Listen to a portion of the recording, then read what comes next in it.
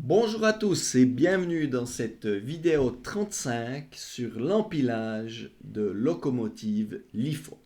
On va retrouver Jojo. Voilà, il est là. Bonjour à tous. Donc on a vu dans les vidéos précédentes, entre autres, comment utiliser la fonction d'empilage FIFO de Train Controller, fonction si on peut dire native. J'ai parlé dans ces vidéos d'empilage LIFO, donc pour empiler des locomotives dans une voie en cul-de-sac. J'ai eu des demandes, j'ai répondu simplement qu'avec les vidéos 32, 33, on pouvait déjà faire des choses à ce niveau-là. Je les ai mis en place il y a quelques temps sur une maquette, ça fonctionnait plus ou moins bien avec certains petits problèmes. Mais j'ai pas été assez loin en fait pour voir les vrais problèmes de ces fonctions d'empilage LIFO. Donc c'est pour ça que j'ai décidé quand même de faire une petite vidéo sur une façon de faire cet empilage de locomotive en version LIFO avec, vous le verrez, certaines conditions. Dans cette vidéo, on va bien sûr parler un petit peu théorique au niveau de l'introduction, au niveau du fonctionnement. Et ensuite, on va faire une petite démo en live. Tout d'abord, on va revenir sur l'empilage. Qu'est-ce que c'est L'empilage, c'est de pouvoir mettre plusieurs locomotives l'une derrière l'autre dans un canton que l'on voit délimité ici par les deux traits noirs. Et cette fois-ci, le but, ça sera de pouvoir empiler des locomotives l'une derrière l'autre, mais que la première qui doit ressortir, en fait, c'est celle qui est à l'arrière. C'est pour ça qu'on appelle LIFO last in, first out. Ça veut dire la dernière qui rentre et la première qui sort. Contrairement à ce qu'on a vu dans la vidéo numéro 33, je crois, où c'est la première qui rentre, c'est également la première qui en ressort. Cette fonction n'est pas une fonction gérée par Train Controller, on doit faire les choses nous-mêmes. Donc on n'a pas de replacement de train ou une calculation automatique de distance de train qu'on a sur la voie, comme on l'a pour la fonction FIFO. Dans cet exemple, je vais me limiter à utiliser uniquement des locomotives. On ne pourra pas rentrer dedans avec des rames ou des UM, parce que ceux qui ont déjà essayé de faire ça, vous êtes tous arrivés comme moi à faire une petite voie où on empile deux locomotives dedans. Ça fonctionne plus ou moins très bien. Et si vous mettez une voie plus longue, une voie en cul-de-sac plus longue, quand la troisième locomotive va arriver dans la voie, tout va se coupler ensemble. Pourquoi ça vous avez remarqué que dans le FIFO, en fait, on a des petits triangles bleus qui sont mis entre les locomotives. Donc il y a une gestion de description de rame qui est faite automatiquement et où Train Controller peut se repérer en tout temps pour savoir combien il y a de rames sur la voie ainsi que l'intervalle qu'on a entre les rames. Par contre, quand on va mettre plusieurs locomotives sur une voie, on ne pourra pas utiliser cette fonction d'empilage de Train Controller au niveau LIFO. Et on aura un petit triangle rouge qui va apparaître entre les locomotives quand on va en mettre plusieurs sur le canton. Et Train Controller ne tolère que d'avoir un seul triangle rouge au niveau du canton. Ça veut dire qu'on pourra malheureusement simplement pas avoir plus de 3 locomotives ou 3 rames ou 3 unités multiples dans une voie. Il y a plusieurs exemples qui traînent sur Internet où on pourrait mettre plusieurs indicateurs, où on pourrait mettre plusieurs signaleurs, plusieurs marqueurs de freinage, d'arrêt, gérer ça avec des variables. Enfin, il y a plein de choses à faire.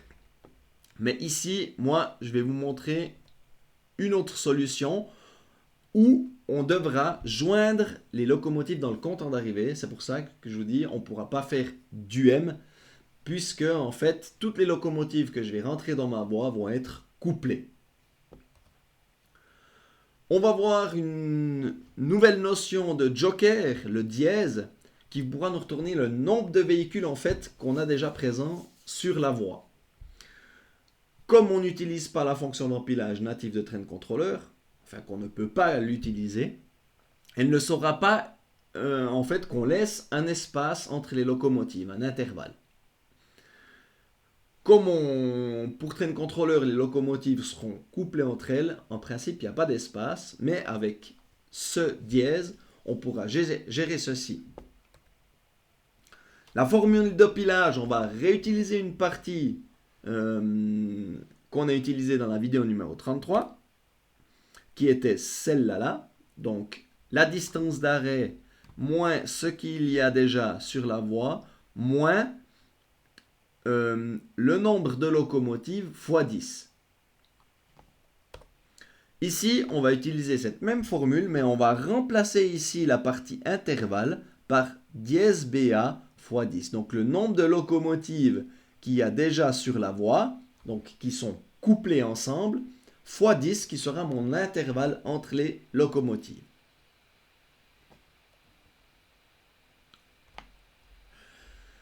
On a bien sûr ici, donc toutes les longueurs devront être renseignées correctement, tout ce qui est au niveau du canton, enfin longueur maximale du canton, si on veut faire de la gestion de longueur, longueur des locomotives, formule adéquate pour le ralentissement et l'arrêt.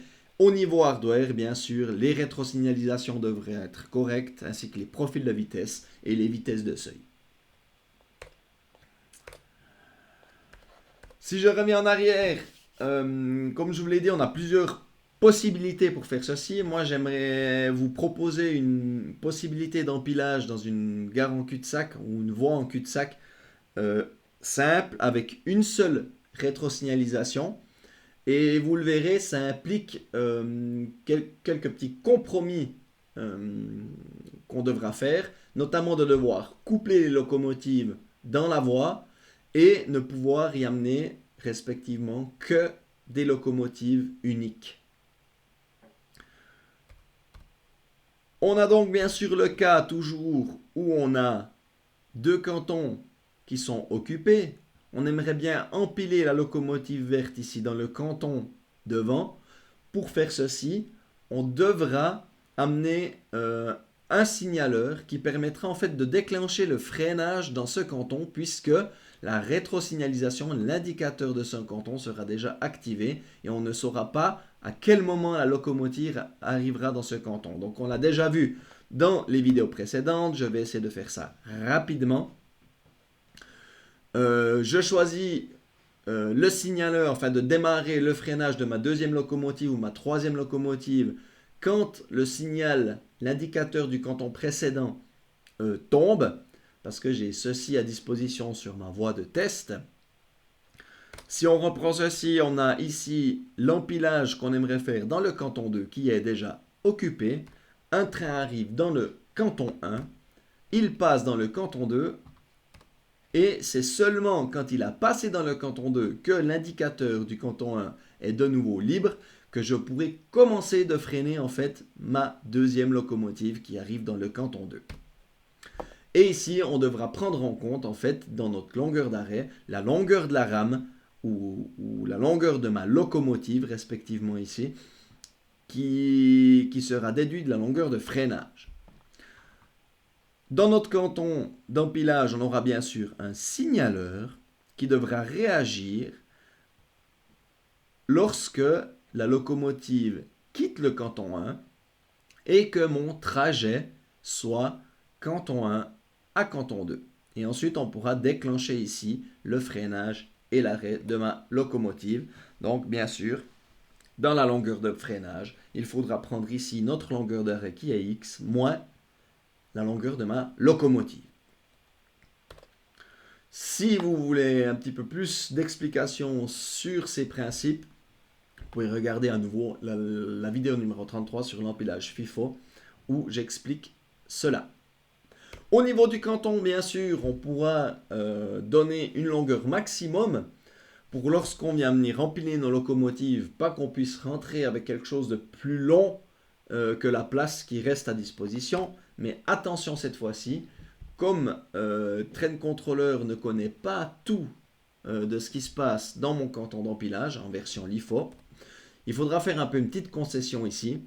c'est que la longueur maximum de ma voie devra être la longueur de voie à disposition moins le nombre de locomotives qu'on aimerait mettre dans cette voie fois l'intervalle.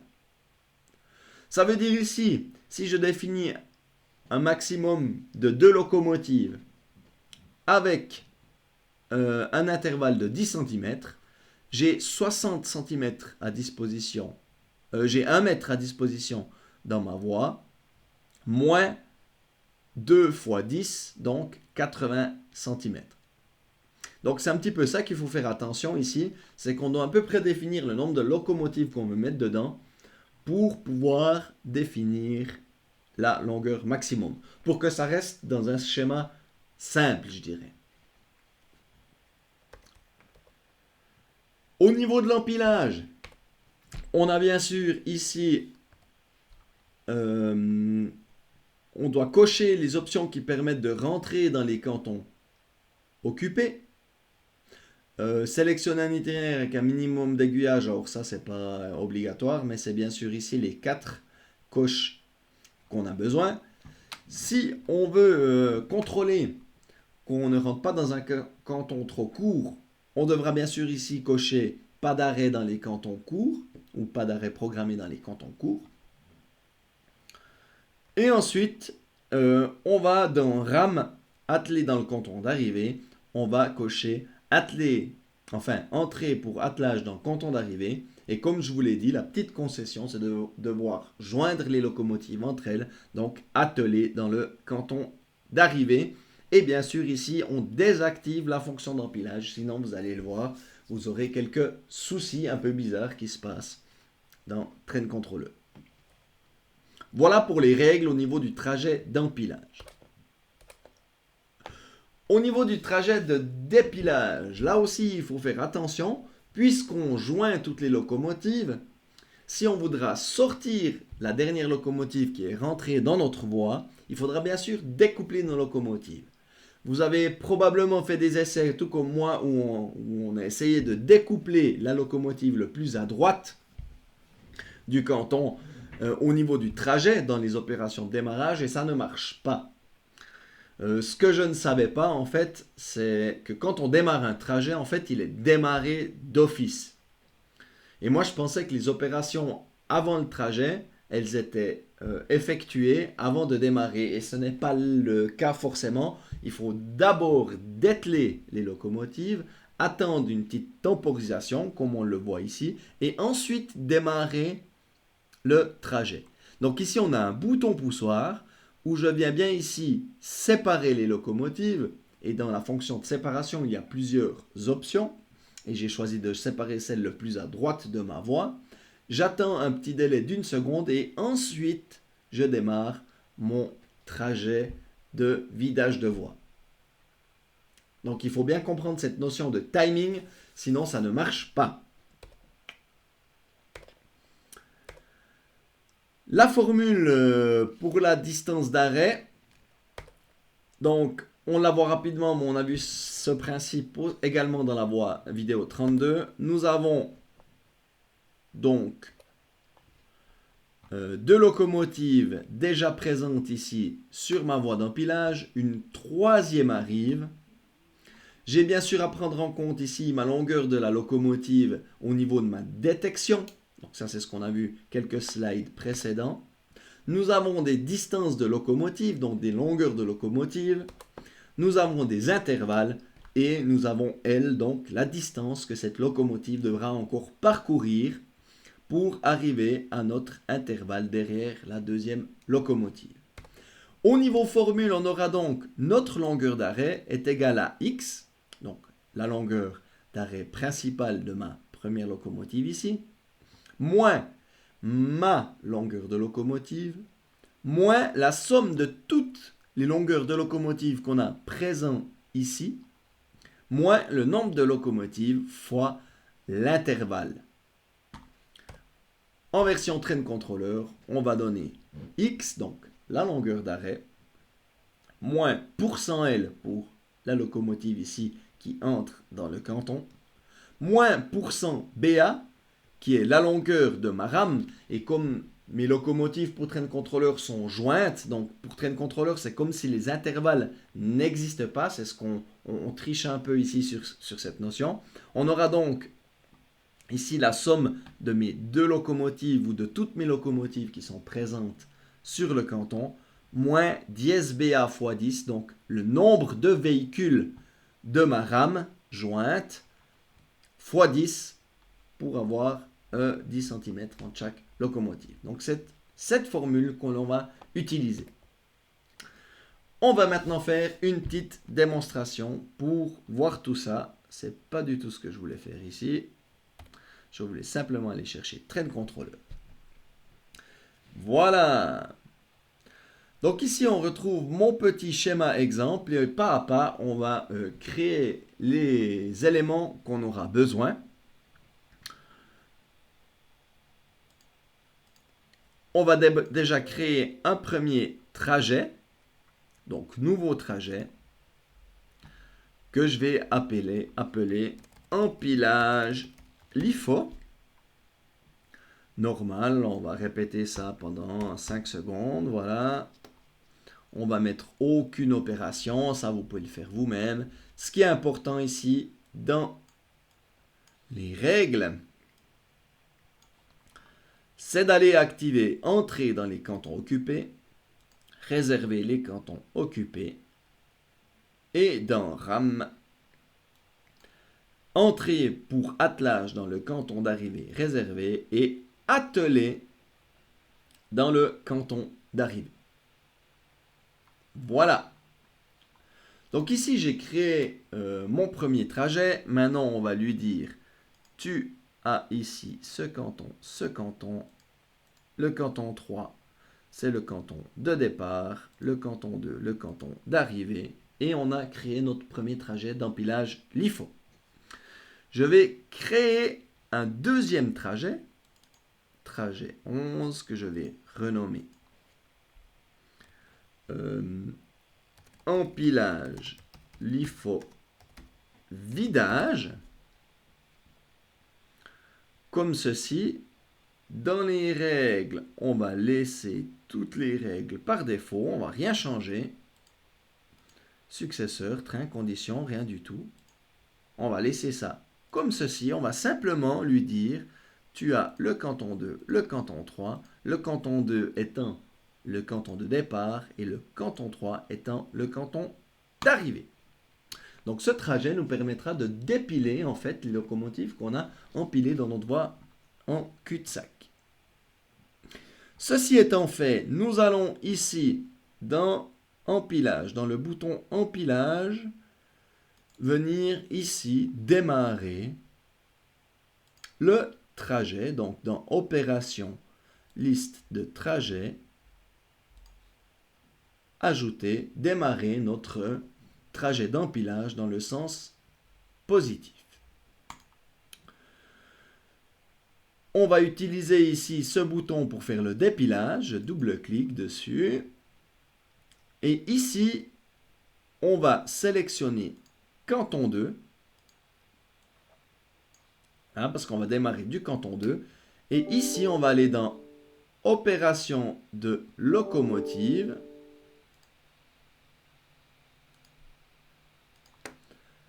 Opération de locomotive, séparer les locomotives, ajouter. Ensuite, dans opération contrôle de flux, on va ici ajouter un délai. Et ensuite seulement, on va démarrer le trajet de vidage. Au niveau du délai, changer, on va mettre 1 seconde. Et dans séparer les locomotives, on a plein de petites options très intéressantes. On aura ici plusieurs choses à choisir et on va choisir séparer la locomotive le plus à droite. Voilà. Ce qui veut dire qu'on va empiler du canton 3 au canton 2. On aura ici notre rame qui se sera créée avec toutes nos locomotives et quand on va dépiler, on va séparer la locomotive qui est le plus à droite. Donc la première qui rentre sera la dernière qui va ressortir. Et la dernière qui rentre sera la première à ressortir. Voilà pour ceci. Une dernière chose dans mon compte en deux. J'ai mon signaleur.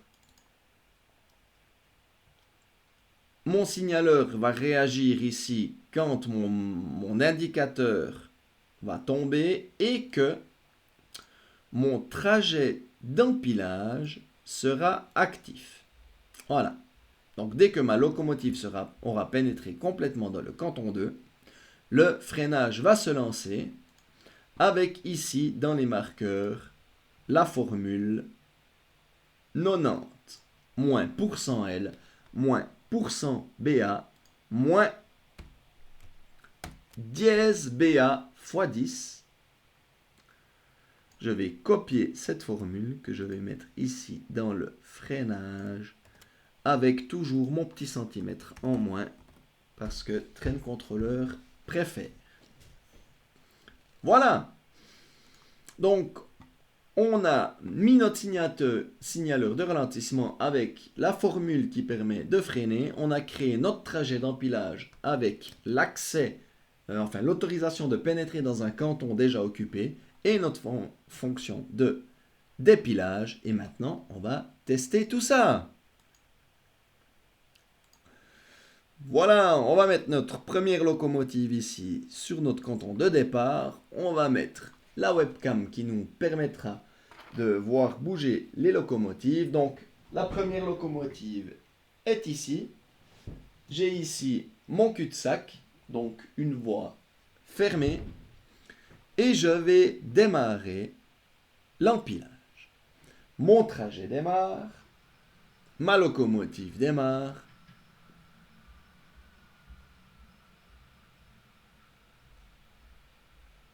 Et s'arrête aux 90 cm. Je vais maintenant mettre une deuxième locomotive.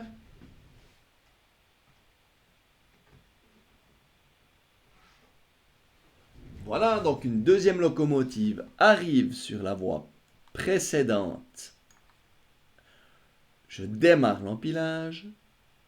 On voit ici le petit carré rouge qui s'est créé entre mes deux locomotives.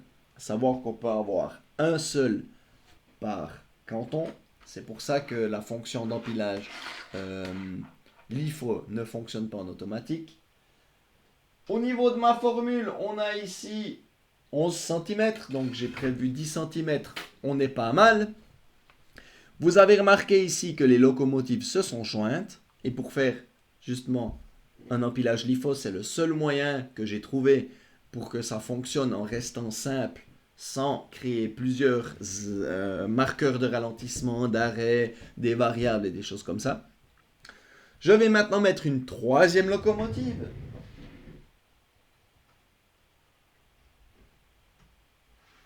Parce que c'est là que les problèmes commencent d'arriver.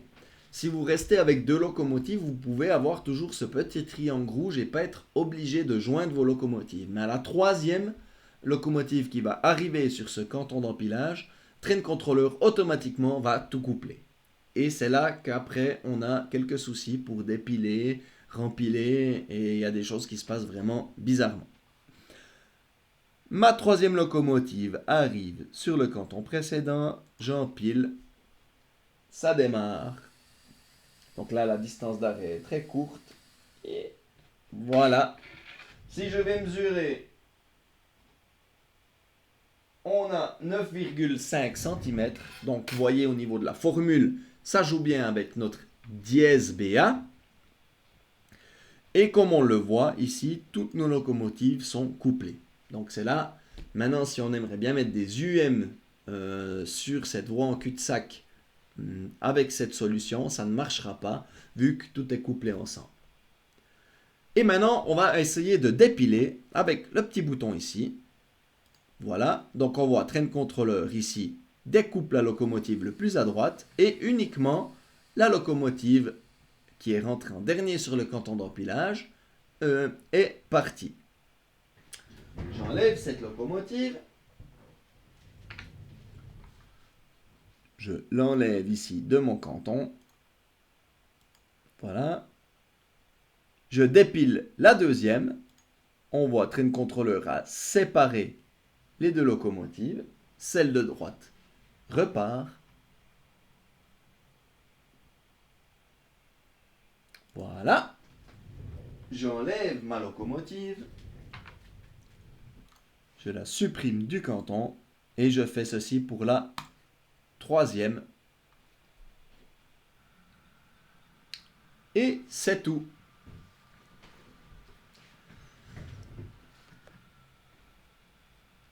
Donc voilà, on a bien fait un empilage avec 3 locomotives. Donc empilage LIFO dans une gare, dans une voie en cul-de-sac. Comme je l'ai dit, le but c'était d'utiliser une seule rétro avec un marqueur de freinage, un marqueur d'arrêt. Et la petite subtilité, c'est que ici, dans mon bouton pour lancer le dépilage, il faut bien sûr faire des opérations et lancer la séparation de la locomotive le plus à droite, dans mon cas, avec une temporisation, afin qu'on puisse séparer la rame avant de lancer le trajet de dépilage, si on veut bien dire ça. Voilà, tout est dit dans cette vidéo. Petite vidéo sur l'empilage LIFO. J'espère que ça vous aura été utile et que vous allez pouvoir utiliser ceci sans problème. J'ai plus qu'à vous souhaiter tout du bon. À une prochaine dans une vidéo. On ne sait pas laquelle, on verra bien. Maintenant, c'est l'été, donc il y a un petit peu moins de temps pour faire du modélisme dans les greniers. Donc on va profiter d'aller entretenir les alentours plutôt que de faire des vidéos. Allez, à tout bientôt. Bye bye à tous.